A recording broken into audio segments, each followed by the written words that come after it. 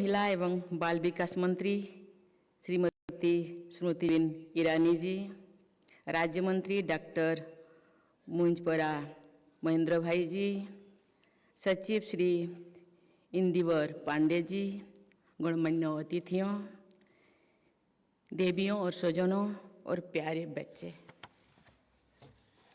आप सभी को मेरा प्यार भरा नमस्कार। इस समारोह में आप सभी प्रतिभावान बच्चों को देख करके मुझे बहुत खुशी हो रही है। मैं सभी बच्चों को हार्दिक बधाई देती हूँ। आज पुरस्कार प्राप्त करने वाले बच्चों को मैं विशेष बधाई देती हूँ। बच्चे हमारे देश की अमूल्य निधि है। बच्चों के भविष्य निर्माण के लिए किया गया हर प्रयास समाज और देश का भविष्य संवारता है। हम सभी को बच्चों की सुरक्षित और खुशहाल बचपन तथा स्वर्णिम भविष्य के लिए हर संभव प्रयास करना चाहिए। बच्चों को पुरस्कृत करके हम राष्ट्र निर्माण में उनके योगदान को प्रोत्साहित और सम्मानित कर रहे हैं। आज के पुरस्कार के लिए जिन क्षेत्रों को शामिल किया गया है वह चरित्र निर्माण तथा समाज और संस्कृति के समग्र विकास से जुड़ी हुई है। इस प्रकार की परिकल्पना के लिए मैं महिला और बाल विकास मंत्री सुश्री स्मृति ईरानी जी को और उनके पूरे टीम को मैं सराहना करती हूँ। मुझे बताया गया है कि एक राष्ट्रीय चयन समिति ने विभिन्न संस्थानों और संगठनों के साथ किए गए परामर्शों को ध्यान में रखकर पुरस्कार विजेताओं को चयन किया गया है। ऐसी प्रक्रिया के कारण पुरस्कारों की विश्वसनीयता और महत्ता बढ़ गया है। मैं चयन समिति की सभी सदस्यों को साधुवाद देती हूँ। कुछ पुरस्कार विजेताओं ने इतनी कम उम्र में ऐसे अदम्य साहस और वीरता का परिचय दिया है जिनके बारे में जानकर मैं आश्चर्यचकित हूँ और अभिभूत भी हूँ। इसके उदाहरण सभी बच्चों और युवाओं के लिए प्रेरणादायी है। इस संदर्भ में भारत सरकार द्वारा वीर बाल दिवस मनाए जाने की पहल बहुत ही सराहनीय है। स्वयं प्रधानमंत्री महोदय ने इस पहल को ऊर्जा प्रदान की है। इस पहल को आगे बढ़ाते हुए आज यंग हीरोज ऑफ इंडिया नामक पुस्तक का विमोचन एक महत्वपूर्ण कदम है। गुरु गोविंद सिंह के साहिबजादों के अमर बलिदान से लेकर ओडिशा के वीर नाविक बालक बाजीरावत, आज़ाद हिंद फौज की वीर किशोरी सरस्वती राजामणि और असम में जन्मी बाल वीरांगना तेलेश्वरी बरुआ सहित इस पुस्तक के संकलित शौर्य गाथाएं भारत की गौरवशाली परंपरा का स्वर्णिम अध्याय है। ऐसी पुस्तकों से हमारे देश के बच्चों और युवाओं में प्रेरणा का संचार हो रही है। प्यारे बच्चों, आज के दिन स्वतंत्रता संग्राम से जुड़ी दो महान विभूतियों की जयंती पर उनकी स्मृति को सभी देशवासी सादर नमन करते हैं। 1857 के स्वाधीनता संग्राम में वीर सुरेंद्र साय ने अंग्रेजों के दमन के विरुद्ध संघर्ष किया और मरते दम तक उनके विरुद्ध लड़ाई लड़ते रहे। उन्हें लंबे समय तक जेल में कैद रखा गया और जहां उन्होंने अपने प्राणों का बलिदान दे दिया।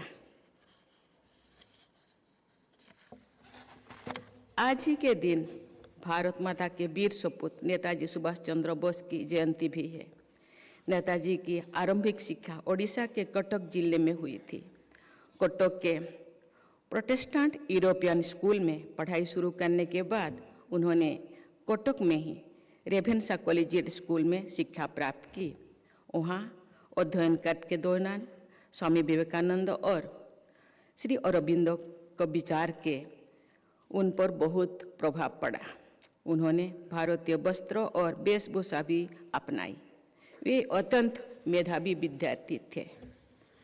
उन्होंने ICS की अत्यंत कठिन परीक्षा में उच्च स्थान प्राप्त किया, लेकिन देश प्रेम और स्वाभिमान के कारण उन्होंने इतने प्रतिष्ठित नौकरी का परित्याग किया। एक समृद्ध परिवार से पली बड़ी नेताजी ने संघर्ष की राह चुनी। स्वाधीनता संग्राम में सक्रिय होने के कारण जब नेताजी पहली बार गिरफ्तार हुई तब उनकी आयु केवल 24 वर्ष थी। उनकी गिरफ्तारी की खबर सुनकर उनके पिताजी ने उनके बड़े भाई शरद चंद्र बोस को एक पत्र में लिखा, मुझे सुभाष पर गर्व है, तुम सब पर गर्व है। प्यारे बच्चों, हम सभी भारतवासियों को नेताजी सुभाष चंद्र बोस पर गर्व है। नेताजी अपने प्राणों की बाजी लगाकर यूरोप से जापान तक ब्रिटिश शासन के खिलाफ निरंतर युद्धरत रहे। उन्होंने आज़ादी मिलने से पहले ही भारतीय स्वाधीनता की भावना को अभिव्यक्त किया और मणिपुर तथा अंडमान में तिरंगा लहराया। नेताजी सुभाष चंद्र बोस के जीवन से हम सबको विशेष रूप से बच्चों को प्रेरणा लेनी चाहिए।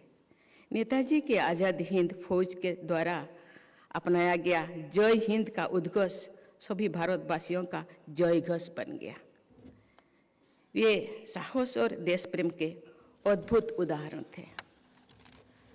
मैंने थोड़ा विस्तार से नेताजी के बारे में इसलिए बताया कि हमारा देश के बच्चों और युवा पीढ़ी को ऐसे राष्ट्र निर्माताओं के बारे में व्यापक जानकारी होना चाहिए। नेताजी की जयंती को आज पराक्रम दिवस के रूप में मनाया जा रहा है। नेताजी के जीवन से राष्ट्र गौरव को सर्वोपरि मनाने की शिक्षा मिलती है। सभी देशवासी पूरे देश में आज़ादी का अमृत महोत्सव मना रहे हैं। हमें अपनी आज़ादी कठिन संघर्ष के बाद मिली थी, इसलिए नई पीढ़ी से अपेक्षा है कि आप सब इस आज़ादी की कीमत को पहचानें और इसे सुरक्षित रखें। आप देश हित के बारे में सोचें और जहाँ भी मौका मिले देश के लिए काम करें। आप अपने दायित्व के प्रति निरंतर प्रयासरत रहेंगे तो आपको अवश्य सफलता मिलेगी। प्यारे बच्चों, भारत के जीवन मूल्यों में परोपकार को सबसे ऊंचा स्थान दिया गया है। जो केवल अपने लिए ही जीते हैं उनका जीवन अधूरा है। उन्हीं का जीवन सार्थक है जो दूसरों के लिए जीते हैं।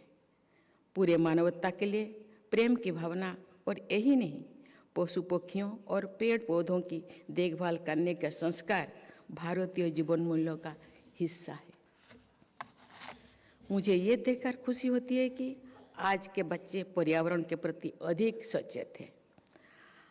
आप हमेशा इस बात का ध्यान रखें कि आप जो कुछ भी कर रहे हैं उससे पर्यावरण पर किसी प्रकार का बुरा प्रभाव तो नहीं पड़ रहा है। मेरा आप सबसे आग्रह है कि अधिक से अधिक पेड़ लगाएंगे और जो पेड़ है उनकी रक्षा भी करेंगे। ऊर्जा की बचत कीजिए और इसके लिए बड़ों को भी प्रेरित कीजिए। देवियों और स्वजनों, जिस देश में ऐसे प्रतिभाशाली बच्चे हो वो देश भी सबसे आगे तो रहेगा ही। इन प्रतिभावान बच्चों से लेकर उनसे मिलकर भारत के स्वर्णिम भविष्य के बारे में मेरा विश्वास और अधिक मजबूत हो रहा है। प्यारे बच्चों, वर्ष 2047 में जब देशवासी आज़ादी की शताब्दी का उत्सव मनाएंगे तो आप सभी होनहार बच्चे बड़े बड़े जिम्मेदारियां निभा रहे होंगे। वर्ष 2047 का भारत विकसित और समृद्ध हो, इसके लिए आप सबको आज से ही प्रयास करना होगा। आप हमारे भविष्य के कर्णधार हो। आपके प्रयासों से भारत की आन बान शान में निरंतर वृद्धि होती रहेगी। इसी मंगल कामना के साथ मैं अपनी वाणी को विराम देती हूँ। धन्यवाद। जय हिंद, जय भारत।